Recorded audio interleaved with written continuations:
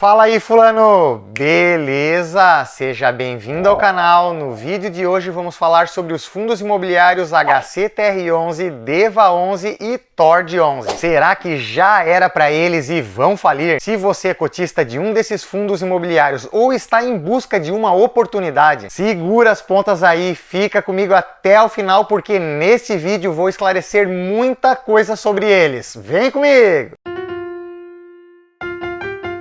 Antes de começar, bora deixar aquele like maneiro que ajuda muito a divulgar esse vídeo. E se você é novo por aqui, já aproveita para se inscrever no canal do fulano que toda semana tem vídeo novo, beleza? Olhando para esses fundos imobiliários que estão numa situação muito delicada, veja que o HCTR11 já desvalorizou mais de 60% somente em 2023, reduzindo R$ 63 no valor da sua cota. O DEVA11 já desvalorizou quase 50% este ano, reduzindo R$ 43 no valor da sua cota, e o TORD11 caiu quase 70% em 2023, reduzindo R$ 5 no valor da sua cota. É realmente uma queda muito expressiva para os três fundos imobiliários e não para por aí. Veja que os dividendos do HCTR11 em 2023, representados pelas barras verdes, estão muito abaixo dos dividendos pagos por ele em 2022, representados pelas barras laranjas. Como se isso ainda não bastasse, os dividendos pagos pelo HCTR11 em 2023 também foram diminuindo de janeiro até o mês de setembro. Olhando agora para o DEVA11, veja que não foi diferente. Todos os dividendos de 2023 até o momento foram menores do que os de 2022. E levando em consideração apenas o ano de 2023, os dividendos pagos pelo DEVA11 também foram caindo de janeiro até o mês de setembro. E aí,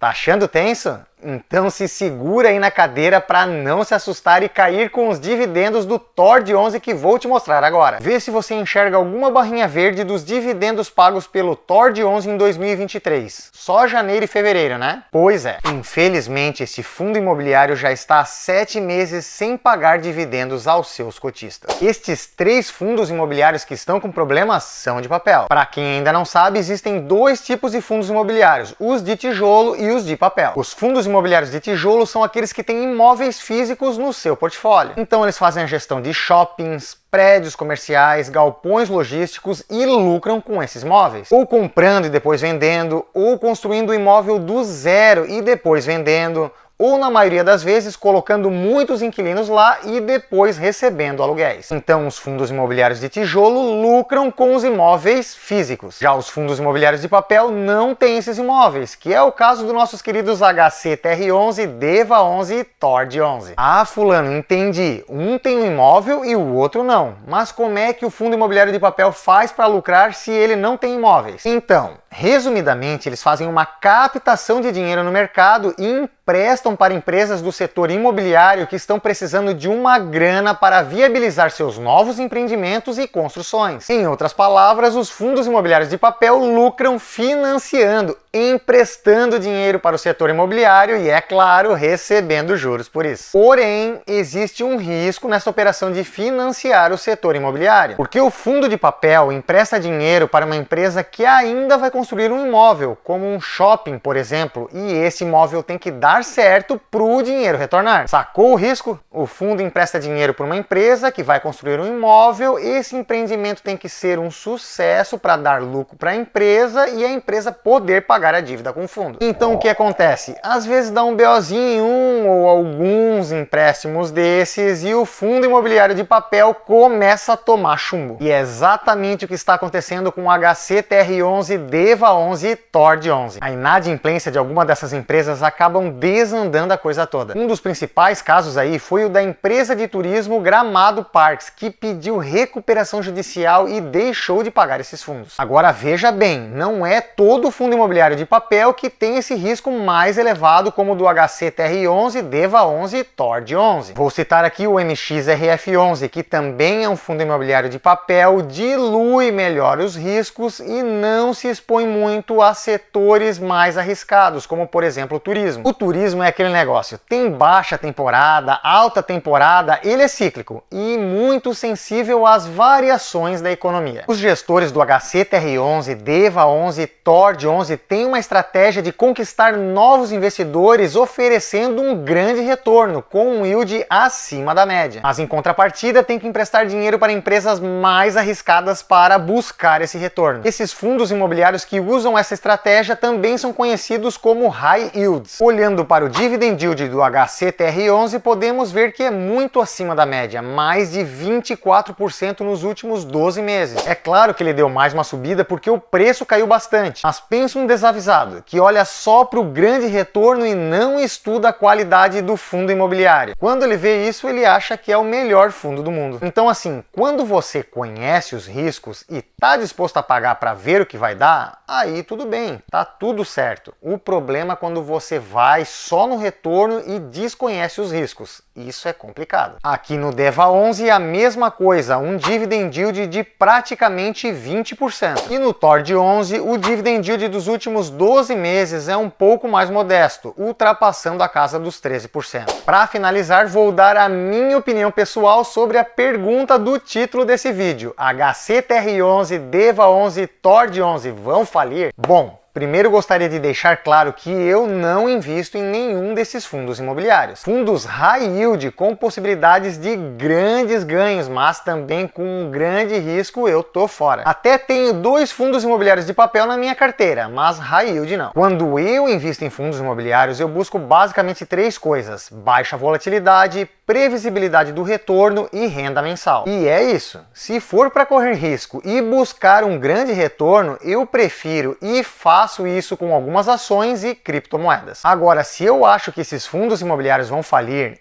eu, fulano Richard, sinceramente acho que não. Desde quando eu comecei a investir, eu nunca ouvi falar de um fundo imobiliário que faliu. Fui até pesquisar para ver se eu encontrava algum fundo imobiliário que faliu, mas não encontrei nada. Também fui ver os relatórios gerenciais para saber mais sobre a situação de cada um desses fundos. Percebi que a luz amarela está acesa, mas a situação ainda não é extrema a ponto de falência. Então falência neste momento, na minha opinião, não, em nenhum deles. Estes fundos podem ser uma oportunidade?